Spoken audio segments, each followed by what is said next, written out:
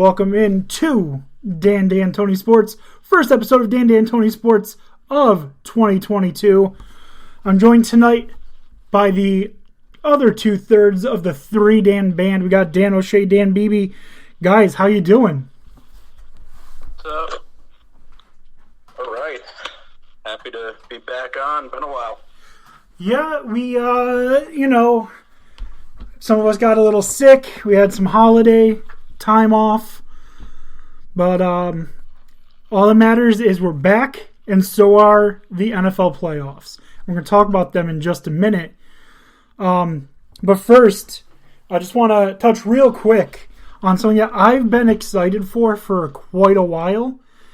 New York State now legalized and has implemented mobile sports betting. Currently, there are 4 sports books that are able to operate. 5 more should be coming in the next week or so, I believe. But right now, Bet Rivers, FanDuel, Caesars, and DraftKings are all are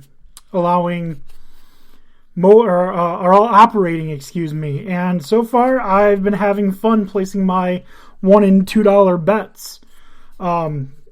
Not to give away all my secrets, but if the Pittsburgh Steelers and Philadelphia Eagles make it to the Super Bowl, my $2 turns into 2,038.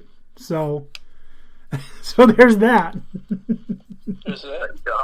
Yeah, I figured it's worth the risk, because if it happens, it's I think $2,000 will get me over my misery of having to watch the Eagles in another Super Bowl. There it is. Yeah. But anyways, yeah. Do they have the mobile betting where you are yet, Dan O'Shea? I think you're muted. They do, yeah. Sorry about that.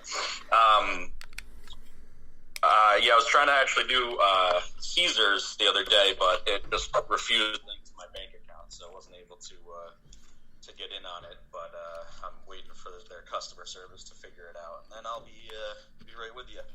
Yeah, you might want to check your account, because I just checked when did you sign up? Interesting. Because I signed up on Saturday when it went live, and today there was $300 in my account, a promo for this weekend. So I'd take a look into that. And also, Dan O'Shea, your volume got quite low.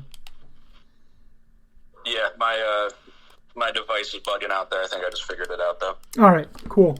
Yeah. Oh, yeah, but it's been a lot of fun. Like I said, I haven't really made any real bets. Not anything bigger than like $5, except there are some that are like, I think, trying to get more people addicted. So one was like, I don't remember who the Knicks were playing the other night when they won. Maybe it was it was the Celtics. Will either the Knicks or Celtics score a point in the first quarter?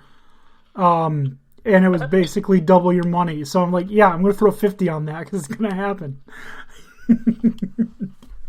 But yeah, so there's some crazy stuff like that, which I'm sure is only to try and get more people to, get addicted and hooked. But it's been a lot of fun.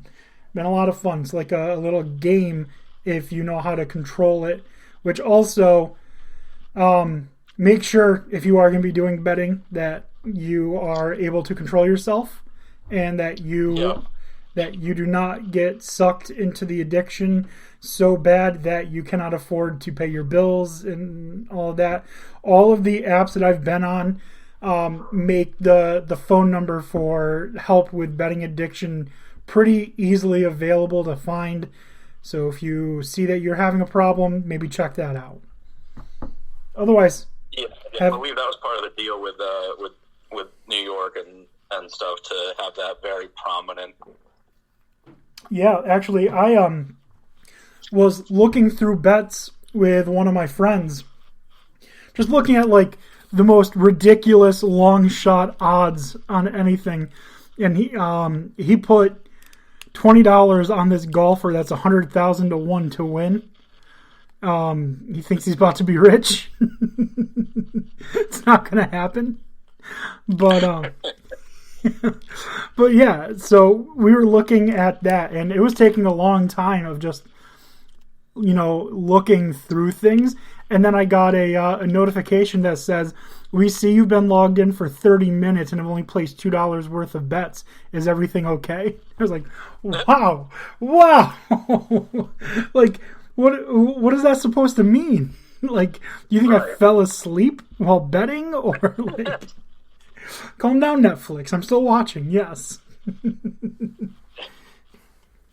Anyways, mobile betting comes just in time for what we're going to be talking about practically right now, and that is the NFL playoffs.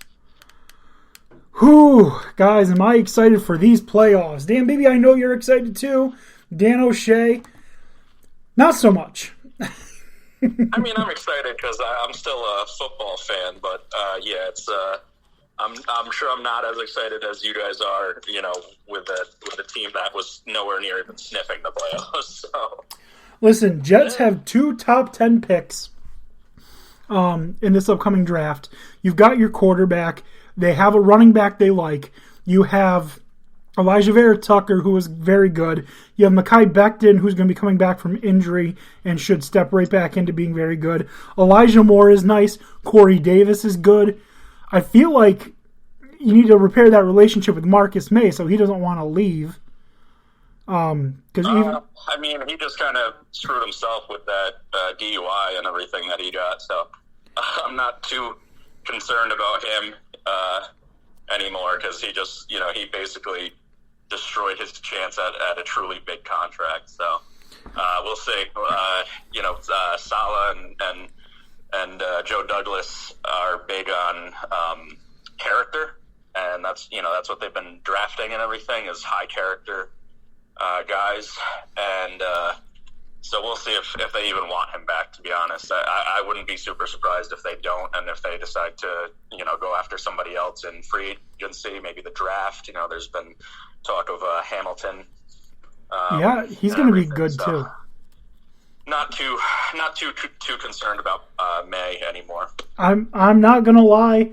I feel like the Jets are a corner and an offensive lineman in this draft away from really putting things together.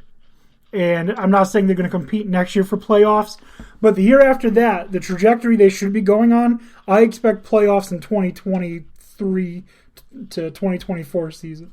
Excuse me. They look like they're making good choices with the players they're taking. This doesn't look like the Jets of old, even though they don't look like they're a very good team right now. There's a very big difference in what I see with these Jets from what I saw 3 years ago with the Jets. Very big difference. Well, yeah, I mean, step one is don't be an idiot and hire people like Adam Gase. So that was a market improvement.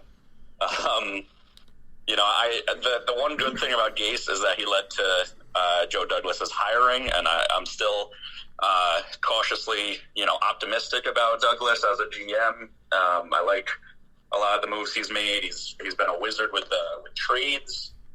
Now he's just got to continue to prove it in the draft that this is going to be, his big draft to really show that he's good at drafting guys. And Saleh actually just got, I don't know if you guys saw this, but for the Senior Bowl, Saleh's coaching one side and Dan Campbell, coach of the Lions, is coaching the other. So pretty big advantage for both teams for drafting those guys. Yeah, from what I read, it sounds like they're not actually coaching. It's their staff's coaching and they're advising is what I read. That's what it looked like it said to me. Technically, but they're going to be talking to the guys and spending the whole week with them. So it's pretty huge. Yeah. Honestly, I don't know if... So what are the Jets' biggest needs? A safety. I don't think they need to worry about using their first round pick on a safety if there's a bigger need. I think they can make a package for that second first round pick, trade back into like the 20s, and I don't think you're going to be dropping off too much between Kyle Hamilton and Jaquan Brisker. And he should be there 25-ish. in the draft. Yeah, basically, I agree. I don't really want to spend a premium pick on a safety that high in the first. The argument is that Hamilton would fit Salah's defense like a glove, basically.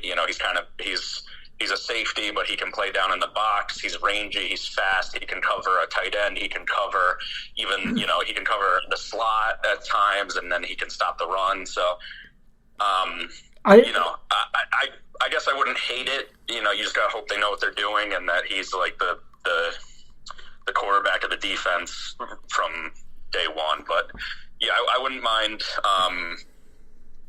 We'll see who drops. I don't think Thibodeau's going to drop, unfortunately. That's obviously who I wanted. But, yeah. He's we'll see definitely good. What we're looking at it for.